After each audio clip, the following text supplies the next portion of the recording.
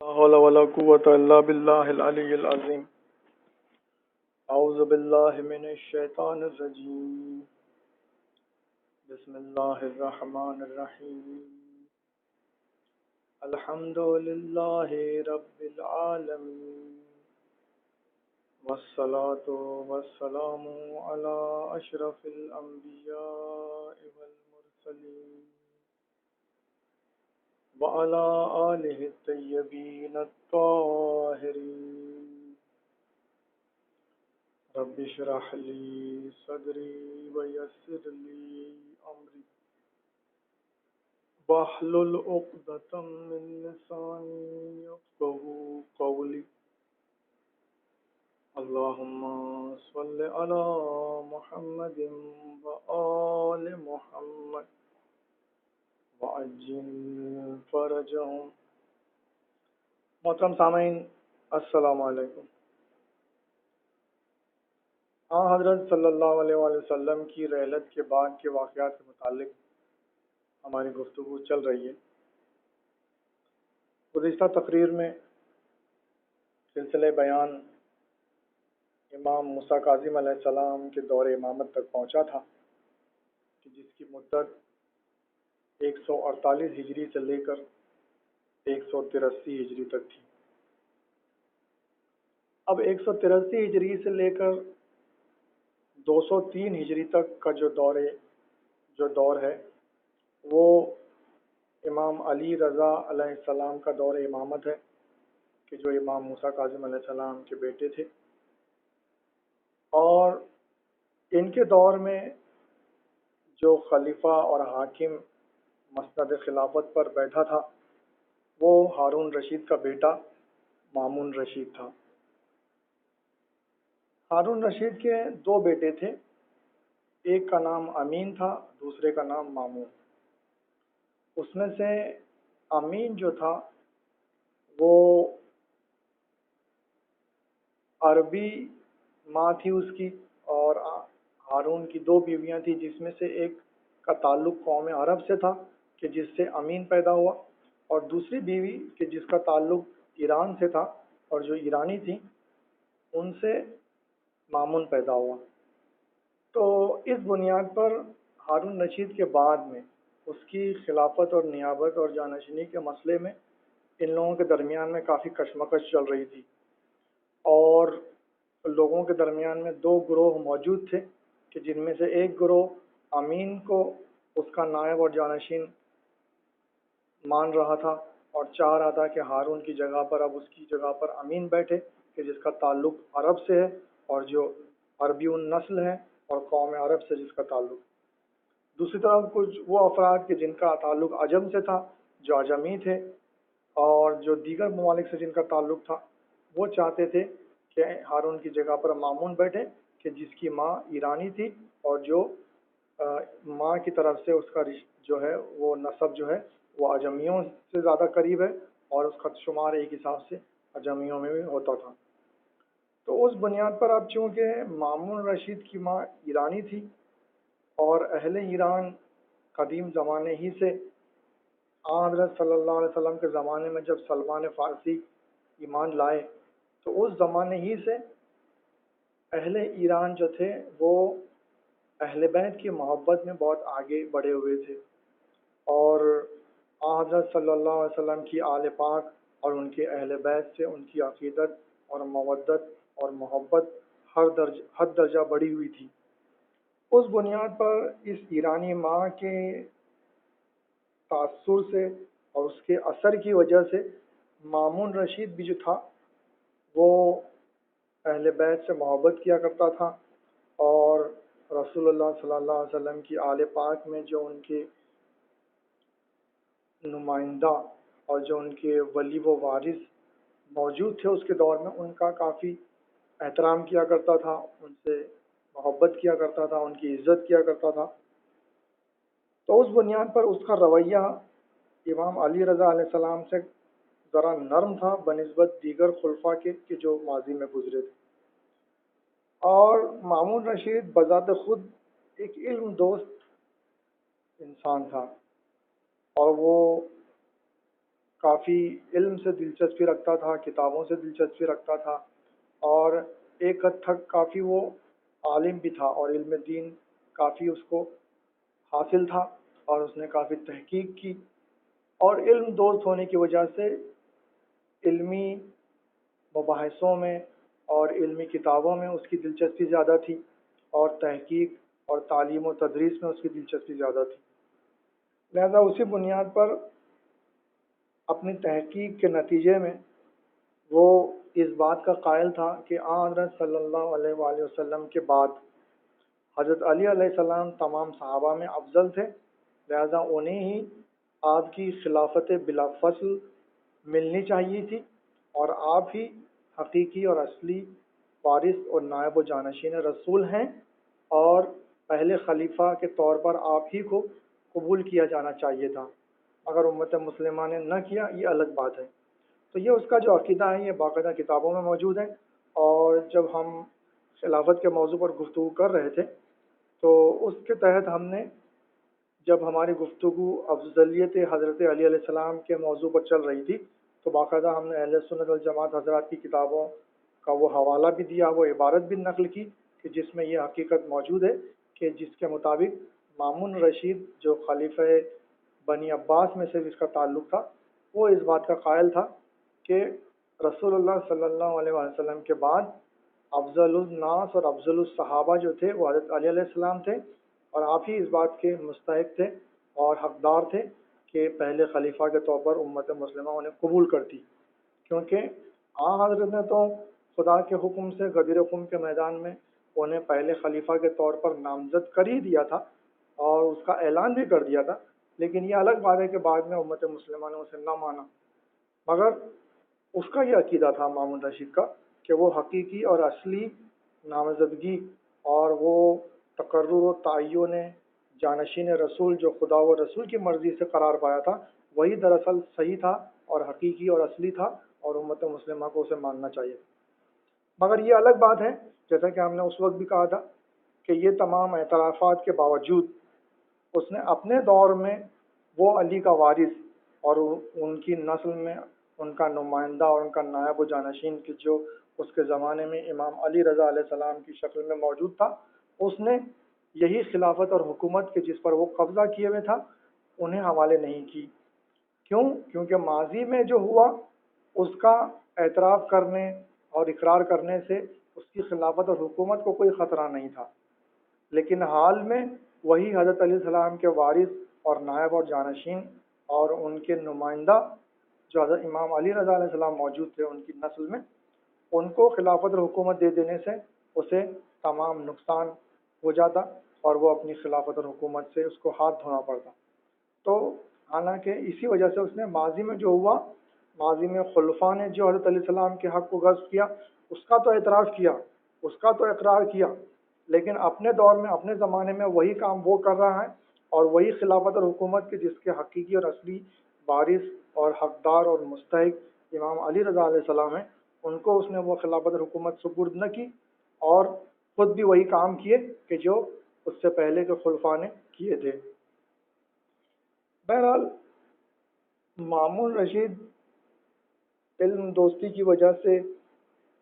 کافی اس نے مناظرے کیے، اور مناظروں کا اہتمام اس نے کیا، اور خاص طور پر ان مناظروں میں وہ امام علی رضا علیہ السلام کو بلواتا تھا، اور امام علیہ السلام کی علمی بالادستی لوگوں پر ثابت ہو جاتی تھی، اور کتابوں میں تفصیلی اور تحقیقی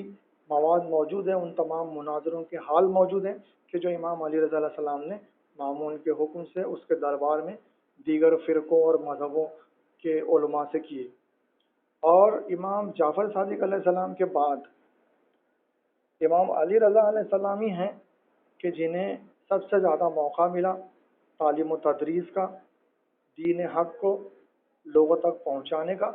اور مذہب اور دین کے حقیقی اور اصلی معارف کو لوگوں تک پہنچانے کا موقع امام علی رضا علیہ السلام کو زیادہ ملا امام جعفر صادق علیہ السلام کے بعد۔ اور امام جعفر صادق علیہ السلام کے جنہیں سب سے زیادہ موقع ملا، ان کے بعد دوسرے نمبر پر امام علی رضا علیہ السلام آتے ہیں کہ جنہیں اس بات کا موقع زیادہ ملا کہ وہ حقیقی دین اور اصلی مذہب کو اور اس فرقہ ناجیہ کو لوگوں کے سامنے پیش کریں اور اس کی حقانیت کو ثابت کریں کہ جو نجات کا ضامن ہے اور جس کی پیروی میں جنت کی ضمانت ہے۔ اب امام علی رضی اللہ علیہ السلام کی یہ علمی بالادستی، آپ کا اہل بیت میں سے ہونا، یہ دو ایسی بنیادیں تھیں کہ جو مامون رشید کی جو شخصیت تھی کہ جو ذاتی طور پر علم دوست تھی اور اہل بیت کے محبت اس کے رگ و پے میں سرایت کیے ہوئی تھی، تو اس بنیاد پر اس نے تھوڑا نرم رویہ اختیار کیا امام علی رضا علیہ السلام سے، اور بعض سیاسی مصلحتوں کی بنیاد پر اس نے امام علی رضا علیہ السلام کو اپنا ولی عہد بھی مقرر کر دیا۔ یعنی اس نے اس بات کا باقاعدہ اعلان کر دیا کہ اب خلافت اور حکومت جو ہے میرے بعد امام علی رضا علیہ السلام کو دی جائے گی، اور آپ میرے ولی عہد ہیں، یعنی میرے بعد خلیفہ و حاکم ہوں گے۔ تو اس طریقے سے اس نے امام علی رضا علیہ السلام کو باقاعدہ ولی عہد مقرر کر دیا اور اس بات کا اعلان کر دیا کہ اس کے بعد میں خلافت و حکومت جو ہے وہ امام علی رضا علیہ السلام کو دی جائے گی۔ اب دراصل اس کی سیاسی مصلحت اور وجہ یہ تھی کہ وہ علویین، یعنی وہ افراد کے جو حضرت علیہ السلام اور اولاد علیہ السلام کو مانتے تھے، ان سے محبت اور مودت رکھتے تھے، ان کے پیرو تھے، وہ علویین کی جن کی اکثریت عجمین پر مشتمل تھے، یعنی قوم عرب کے علاوہ دیگر ممالک سے جن کا تعلق ہو، خصوصاً ایران سے اور دیگر ممالک سے، وہ افراد کہ جو علی اور اولاد علی سے محبت کرتے تھے اور ان کی خلافت اور حکومت کے قائل تھے اور ان کی افضلیت کے قائل تھے،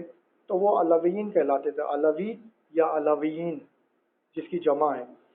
تو یہ حضرت علیہ السلام کے نام سے منسوب یہ لفظ ہے کہ جو اس گروہ کے لیے استعمال کیا جاتا تھا کہ جو حضرت علیہ السلام کی افضلیت کے قائل تھے اور ان کی خلافت اور حکومت کو صحیح مانتے تھے، اور بعد میں یہی خلافت اور حکومت ان کی اولاد میں ہونی چاہیے، اس بات کا اعتقاد رکھتے تھے۔ تو یہ علویین جو تھے، مامون کے دور میں ان کی تعداد زیادہ تھی، اور وہ تمام لوگ کہ جن کا تعلق عرب سے نہیں تھا، ان کی اکثریت اس کے دور حکومت میں موجود تھی۔ تو چونکہ قوم عرب کی طرف سے اور عربوں کی طرف سے اسے ایک قسم کی مخالفت کا سامنا تھا، کیونکہ اس کی ماں جو ایرانی تھی، اس بنیاد پر عرب جو لوگ تھے، قوم عرب جو تھی، اور وہ تمام افراد کے جن کا تعلق عرب سے تھا، وہ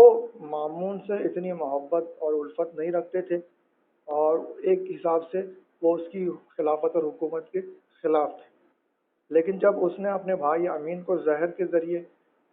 قتل کروا دیا، تو حکومت اور خلافت جب اس کے ہاتھوں میں آ گئی، تو یہ قوم عرب بادل نخواستہ اس کے آگے جھک گئی، اور ان کو اسے مان لینے کے علاوہ کوئی چارہ نہ رہا، لیکن دلی طور پر وہ اس کے مخالف ہی رہے، اور اس مخالفت کا احساس مامون کو بھی تھا۔ لہذا اب اس نے یہ سیاسی تدبیر اس کی یہ تھی کہ امام علی رضا علیہ السلام سے اس قسم کا نرمی کا برتاؤ کر کے اور ان کو ولی عہد مقرر کر کے وہ عجمیوں کے دلوں کو جیت لے اور علویوں کے دلوں کو اپنے لیے مسخر کر لے اور ان کی موافقت حاصل کر لے، تاکہ اس کی حکومت اور اس کی خلافت جو ہے وہ مستحکم و پائیدار ہو جائے۔ لہٰذا یہ وہ سیاسی مصلحت اور تدبیر تھی کہ جس کی وجہ سے اس نے امام علی رضا علیہ السلام کو ولی عہد مقرر کیا۔ ولی عہد مقرر کرنے کے بعد ایک مرتبہ نماز عید کے لیے اس نے حکم دیا کہ آپ جائیں اور آپ نماز عید پڑھائیں، اور امام علی رضا علیہ السلام نے کہا کہ دیکھو، مجھے اس قسم کی تمام چیزوں سے دور رکھو۔ آپ کو جب ولی عہدی پیش کی گئی تو آپ نے اسی شرط پر اسے قبول کی تھی، پہلے تو آپ راضی نہیں تھے، اور بہت زیادہ اس نے جب اصرار کیا تو آپ نے کہا کہ ٹھیک ہے، میں اسے قبول کرتا ہوں، لیکن میں تمہاری حکومتی معاملات سے مجھے کوئی سروکار نہ ہوگا، اور یہ جو عہدہ تم مجھے دے رہے ہو تو اس کو صرف میں دین کی حفاظت کی خاطر اور دین کی تبلیغ کی خاطر ہی استعمال کروں گا، اور اس کا زیادہ تر تعلق صرف دین سے ہوگا، اور تمہاری دنیا اور تمہاری حکومت سے میرا کوئی سروکار نہ ہوگا، لہذا تمہاری خلافت اور حکومت کے معاملات میں کوئی دخل نہیں دوں گا۔ اور اس شرط کی وجہ یہی تھی کہ امام علیہ السلام چاہتے تھے کہ اس کی خلافت اور حکومت کے جو ناجائز اور باطل ہے، اور وہ اپنی خلافت اور حکومت کے دوران جو تمام ظلم کرے گا، جو تمام غلط کام کرے گا، اس کی کسی بھی قسم کی ذمہ داری یا اس کی موافقت کا الزام آپ کے سر پر نہ آئے، اور خدا و رسول کی نظر میں آپ پر اس کے گناہوں کا مواخذہ نہ ہو، اور اس کے مظالم اور اس کے افعال اور اعمال بذات خود صرف اسی تک محدود رہیں، اور اس کی ذمہ داری امام علیہ السلام پر نہ عائد ہو، خاص طور پر اس کی خلافت اور حکومت کی بنیاد پر وہ جو تمام مظالم کرے۔ اور یہ ولی عہدی کا عہدہ قبول کرنے کے بعد میں ایک حساب سے اس کی خلافت اور حکومت سے متصل ہو جانا ہو جاتا، اور وہ تمام مظالم اور تمام گناہ وہ جو کرتا خلافت و حکومت کی بنیاد پر، اس کی ذمہ داری معاذ اللہ امام علیہ السلام کے سر پر بھی آتی۔ تو اسی چیز سے بچنے کے لیے آپ نے یہ شرط پیش کی تھی، کہ جس کی وجہ یہی تھی کہ جس سے آپ نے یہ ثابت کر دیا کہ تیری خلافت اور حکومت جو ہے وہ ناجائز اور باطل ہے، اور اس کی بنیاد پر جو تمام تیرے افعال و اعمال ہیں وہ تمام غلط ہیں، اور تیرے مظالم اور تیرے گناہوں کی ذمہ داری کسی بھی حال میں اپنے سر پہ نہیں لے سکتا۔ تو اس وجہ سے بعد میں جب اس نے یہ نماز عید کا حکم دیا اور درخواست کی کہ آپ خود نماز عید پڑھائیں، تو جیسا کہ اس دور میں اور ہمیشہ اس سے پہلے بھی، یہ جب تک خلافت اور حکومت کے معاملات چلتے رہے، یہ دستور تھا کہ نماز جماعت، نماز جمعہ، نماز عید وغیرہ کی یہ تمام ذمہ داریاں خلیفہ اور حاکم کے سر پہ تھی، یا اس شخص کی کہ جو اس کا نائب ہو اور اس کی طرف سے اس بات کے لیے متعین کیا جائے۔ تو یہ حکومت کا ایک اعلیٰ عہدہ ہوا کرتا تھا کہ جس پر وہ شخص فائز ہوتا تھا، وہی اس پر وہ کام کیا کرتا تھا، یعنی نماز پڑھایا کرتا تھا۔ تو آپ نے کہا کہ ٹھیک ہے، اگر یہ تم مجھے کہہ رہے ہو تو میں نماز تو پڑھاؤں گا، لیکن بالکل میرے جد امجد رسول اللہ صلی اللہ علیہ وسلم کے طریقے سے نماز پڑھاؤں گا۔ اس نے کہا ٹھیک ہے، آپ منظور ہے۔ آپ نے نماز عید کے لیے تیاریاں شروع کی، اور جو حضرت صلی اللہ علیہ وسلم کی سنت تھی اس کے مطابق آپ نے ایک ایک اعمال انجام دیے، اور جیسے ہی آپ گھر سے نکلے تو آپ کے ساتھ میں ایک کثیر تعداد لوگوں کی جمع ہو گئی، اور سارا ماحول نعرہ تکبیر سے اور نعروں سے گونجنے لگا، اور بالکل شہر میں ایسا لگ رہا تھا کہ گویا طوفان آ گیا ہو، اور بالکل کھلبلی مچی ہوئی تھی، اور لوگ انتہائی جوش و خروش کے عالم میں تھے، کیونکہ انہیں بالکل حضرت صلی اللہ علیہ وسلم کی سیرت نظر آ رہی تھی، اور وہ تمام احکامات و فرامین کے جو حضرت کی سنت تھے اس پر وہ عمل پیرا ہوتے ہوئے دیکھ رہے تھے آپ کے حقیقی اور اصلی وارث و نائب و جانشین کو۔ تو اب لوگوں نے مامون رشید کو خبر دی کہ اے مامون، اگر عالم یہی رہا اور اگر امام علیہ السلام عیدگاہ تک پہنچ کر آپ نے نماز پڑھا لی تو تم سمجھو کہ تمہاری خلافت اور حکومت گئی، کیونکہ اب صرف آپ گھر سے جو نکلے ہیں تو ابھی رستے ہی میں آپ کے ساتھ میں اتنا کثیر مجمع جمع ہو گیا ہے، اور لوگوں کے جوش و خروش کا یہ عالم ہے کہ گویا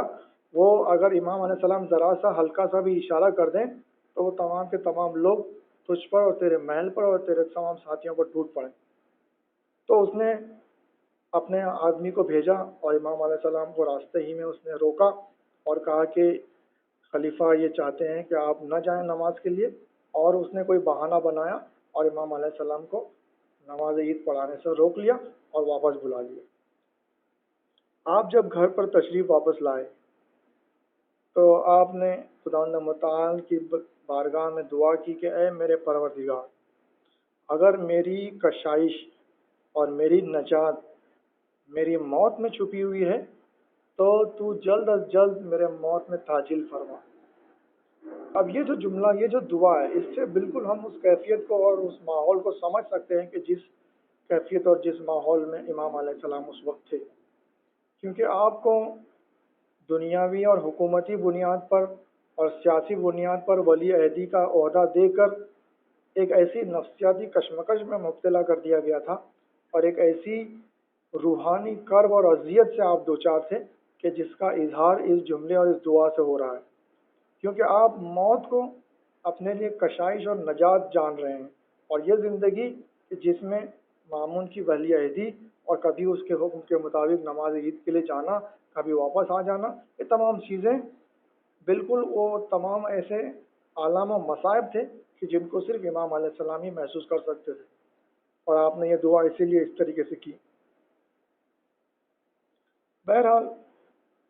امام علی رضا علیہ السلام نے اپنے دور امامت میں امام زمانہ اجل اللہ تعالیٰ فرج الشریف کے متعلق کافی خبریں دی، اور لوگوں کے دلوں اور دماغوں کو کافی آمادہ کیا، کیونکہ جب آپ کو ولی عہدی سپرد کی گئی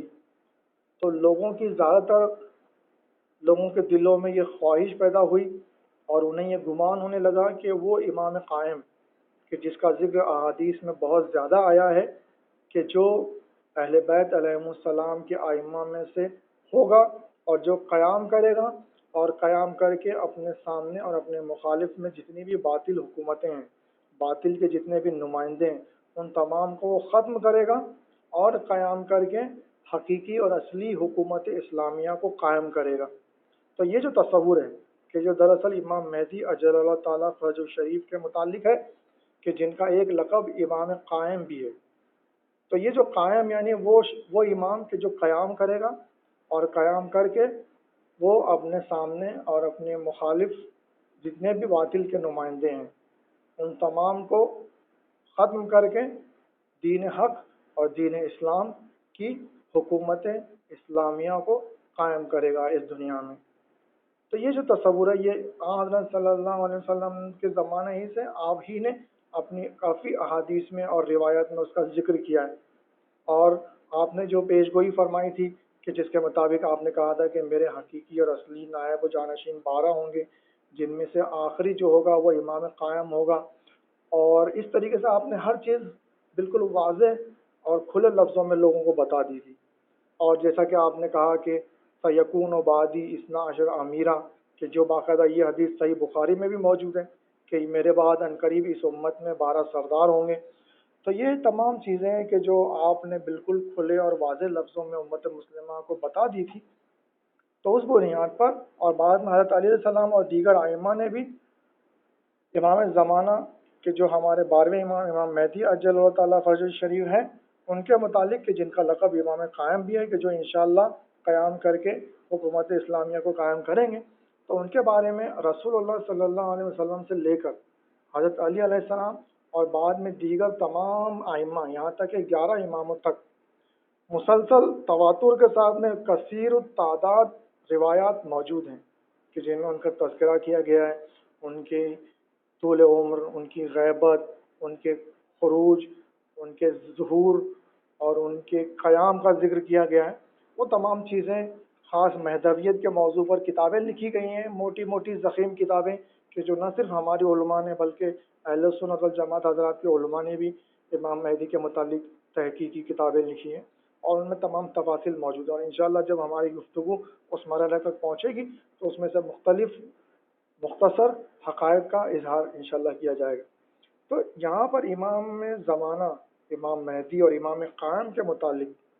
خبروں کا سلسلہ اور لوگوں کے دلوں اور دماغوں کو آمادہ کرنے کا سلسلہ امام علی رضا علیہ السلام نے شروع کر دیا تھا، کہ جو ہمارے 8ویں امام تھے، اور 8ویں امام کے زمانے سے، کیونکہ اب ان کے بعد میں 9ویں 10ویں اور 11ویں صرف 3 امام تھے، اور اس کے بعد میں 12ویں نمبر پر امام قائم کا دور آنے والا تھا۔ تو امام علی رضا علیہ السلام نے اپنے دور سے لوگوں کے دلوں اور دماغوں کو امام زمانہ کی طرف متوجہ کرنا شروع کر دیا، اور اس کی وجہ یہی تھی کہ لوگوں کو یہ گمان ہونے لگا تھا کہ چونکہ اب حکومت کی ولی عہدی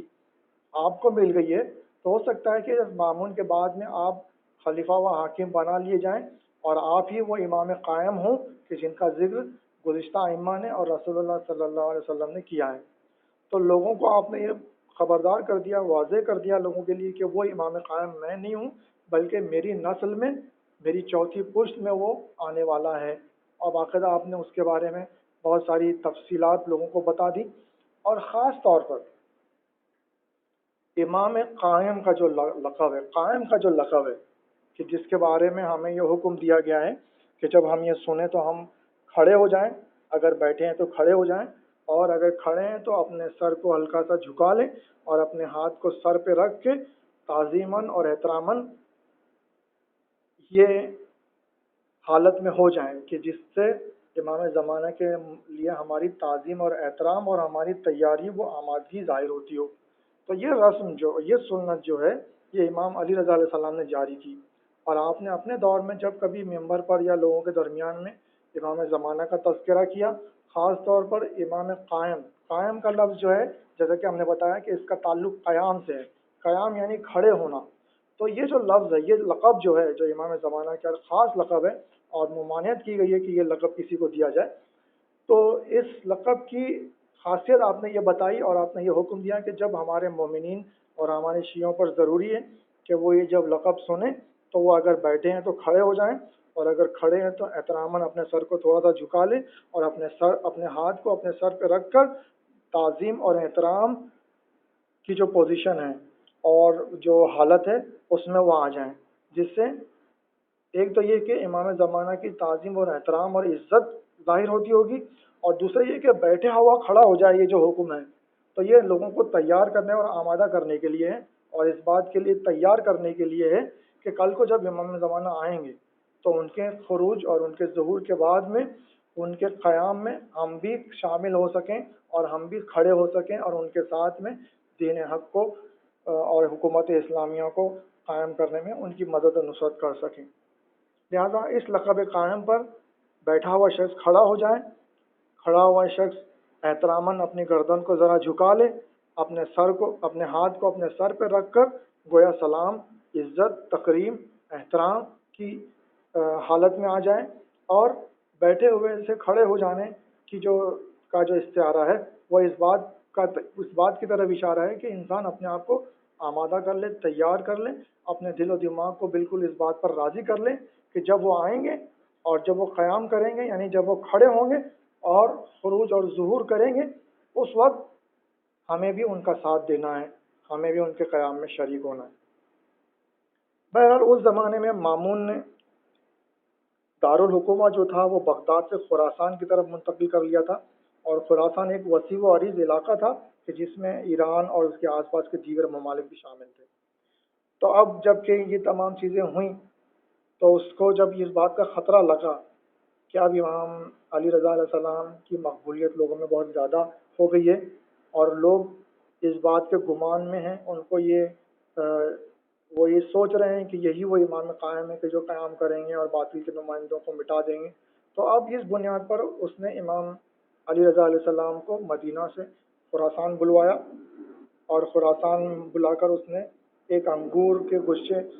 انگوروں میں زہر بھر کے، اور انگور کے ذریعے آپ کو زہر دیا، اور آخرکار آپ کی شہادت واقع ہوئی۔ اس موقع پر آپ کی شہادت کے بعد میں جو آپ کا مزار فی الحال مشہد مقدس میں ہے، تو یہ وہی مقام ہے کہ جو آج کل فی الحال ایران کے ملک میں ہے، اور جو مشہد مقدس کے نام سے مشہور ہے، اور وہیں پر آپ کی شہادت ہوئی اور وہیں پر آپ کو دفن کیا گیا۔ آپ کی شہادت کے بعد میں آپ کی بہن کہ جو معصومہ قم کے نام سے مشہور ہے، وہ مدینہ سے آپ سے ملاقات کی خاطر آئیں، اور اتنا طویل سفر طے کرنے کے بعد جب آپ پہنچیں ایران، اور آپ کو جب یہ خبر ملی کہ آپ کے بھائی کا انتقال ہو چکا ہے، شہادت ہو چکی ہے، تو آپ ابھی مشہد مقدس کے جو دوسرا شہر ہے، اور قم ایک دوسرا شہر ہے ایران میں، ایران کے مختلف شہروں کے یہ نام ہے، تو آپ قم تک پہنچی تھی اور آپ کو یہ خبر ملی کہ مشہد مقدس میں آپ کے بھائی کی شہادت ہو چکی ہے، ان کو تدفین کی جا چکی ہے، تو آپ نے وہیں پر دم توڑ دیا اور آپ کا انتقال قم میں ہوا۔ لہذا جناب معصومہ قم، یعنی قم کی معصومہ، دراصل آپ کا نام جناب فاطمہ کے نام پر فاطمہ تھا، لیکن آپ معصومہ قم کے نام سے مشہور ہیں، سلام اللہ علیہ۔ لہذا جناب امام علی رضا علیہ السلام کی بہن جناب فاطمہ کے جو معصومہ قم کے نام سے مشہور ہیں، ان کی وفات بھی ایران ہی میں ہوئی، اور ایران میں یہ دو مقدس مقامات ہیں اور 2 متبرک مقامات ہیں کہ جہاں پر زائرین زیارت کے لیے جاتے ہیں۔ ایران کے ایک شہر قم میں جناب فاطمہ جو جناب امام علی رضا علیہ السلام کی بہن تھی اور معصومہ قم کے نام سے مشہور ہے، ان کی زیارت اور ان کا مزار ہے، ان کا روضہ ہے۔ اور دوسرے شہر کے جو مشہد کے نام سے فی الحال مشہور ہے، مشہد مقدس کے نام سے مشہور ہے، وہاں پر امام علی رضا علیہ السلام کا روضہ ہے جہاں پر لوگ زیارت کے لیے جاتے ہیں۔ اب یہاں پر اس دور میں مامون رشید نے جہاں تھوڑے بہت جو اچھے کام کیے، اس میں سے ایک کام اس نے یہ بھی کیا کہ اہل بیت کی محبت کی وجہ سے اور اپنے علم دوستی اور تحقیق کی وجہ سے اور حضرت علیہ السلام کی افضلیت کے قائل ہونے کی وجہ سے وہ جو مسئلہ تھا فدق کا، تو فدق کے مسئلے میں بھی اس نے یہ باقاعدہ حکم جاری کیا کہ فدق جو دراصل جناب فاطمہ سلام اللہ علیہ کا حق تھا اور اس زمانے میں جو خلفاء نے اسے غصب کیا وہ غلط کیا، اور اس نے اپنے دور میں وہ تمام فدق کی جاگیریں اور زمینیں کہ جو حضرت صلی اللہ علیہ وسلم نے جناب فاطمہ کو تحفے کے طور پر دی تھیں، ہیوا کر دی تھی، باقاعدہ اس کے لیے کاغذ بھی لکھ کر دے دیا تھا، اور بطور وراثت کے اصول کی بنیاد پر بھی وہ چیزیں آپ کو ملنی چاہیے تھی، کیونکہ یہ فدق کی جو زمینیں تھیں وہ آپ کی خاص جاگیر تھی حضرت کی۔ لہٰذا وہ تمام جو مقدم ہے فدق میں ہم نے فدق کے مسئلے پر تفصیلی گفتگو کی ہے۔ تو یہ جو پورا مسئلہ تھا اس میں جو جناب فاطمہ کے حق کو غصب کیا گیا، آپ کی زمین اور جائیداد پر قبضہ کیا گیا، تو وہ اس نے پھر اس بات میں بھی اس نے یہ فیصلہ دیا اور حکم دیا کہ وہ غلط تھا اور اس زمانے کے خلفاء نے وہ غلط طور پر ظلم کے طور پر ان سے غصب کیا، غلط کام کیا، اور یہ دراصل جناب فاطمہ سلام اللہ علیہ کا ہی حق تھا اور انہی کے پاس وہ چیزیں رہنی چاہیے تھی، فدق کا علاقہ، فدق کی جاگیریں اور زمینیں، اور اس نے اپنے دور حکومت میں باقاعدہ یہ اعلان کیا، یہ لکھ کر دے دیا کہ یہ جو فدق کا علاقہ ہے یہ اولاد فاطمہ و علی کو دیا جائے، اور اس زمانے میں اس نے حضرت علی و جناب فاطمہ سلام اللہ علیہ کی اولادوں میں سے جو افراد موجود تھے ان کو واپس کر دیا۔ لہذا یہ فدق کا وہ پورا معاملہ جو اس زمانے میں قصب کیا گیا تھا، اس زمینیں اور جاگیریں، وہ مامون نے اپنے دور میں واپس کر دی اولاد فاطمہ سلام اللہ علیہ کو۔ اور یہ تو بنی عباس کے خلفاء میں سے مامون رشید نے ایسا کیا، اور اس سے پہلے بنی امیہ کی خلافت کے دوران میں عمر ابن عبدالعزیز اموی کہ جو بنی امیہ میں بس وہی ایک ایسا خلیفہ تھا اور حاکم تھا کہ جو تھوڑا نیک تھا اور اس نے تھوڑی بہت نرمی کا برتاؤ کیا اور علم دوستی اس میں بھی تھی، تو اس نے بھی اپنے زمانے میں یہ فدق اولاد فاطمہ کو واپس کیا تھا۔ اور فدق تاریخ میں ہمیشہ سے مختلف موقعوں پر مختلف لوگوں نے کبھی اسے چھینا، کبھی واپس کیا، کبھی چھینا، کبھی واپس کیا۔ چھیننے کی ابتدا ہوئی خلافت اولین کے زمانے سے، بعد میں بنی امیہ کے زمانے میں عمر ابن عبدالعزیز اموی نے اسے واپس کیا، پھر بعد میں دوسرے خلفاء نے اسے چھین لیا، اور پھر بنی عباس کے زمانے میں مامون رشید نے اسے واپس کیا، اور مامون رشید کے بعد میں جب بعد میں دیگر خلفاء اور حکماء آئے انہوں نے واپس چھین لیا۔ تو یہ ایک ایسا معاملہ ہے کہ جس میں بذات خود اس بات کا ثبوت موجود ہے کہ اگر واقعاً یہ جناب فاطمہ سلام اللہ علیہ کا حق نہ ہوتا اور جناب فاطمہ سلام اللہ علیہ کا دعویٰ غلط ہوتا تو یہ عمر ابن عبدالعزیز اموی جیسے خلیفہ اور مامون رشید عباسی جیسے خلیفہ اسے واپس نہ کرتے۔ لہذا ان کا واپس کرنا ہی اس سلسلہ خلافت کے دیگر خلفاء اور حکماء کے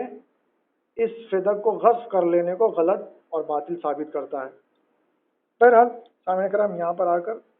ہماری آج کی تقریر اپنے اختتام کو پہنچی۔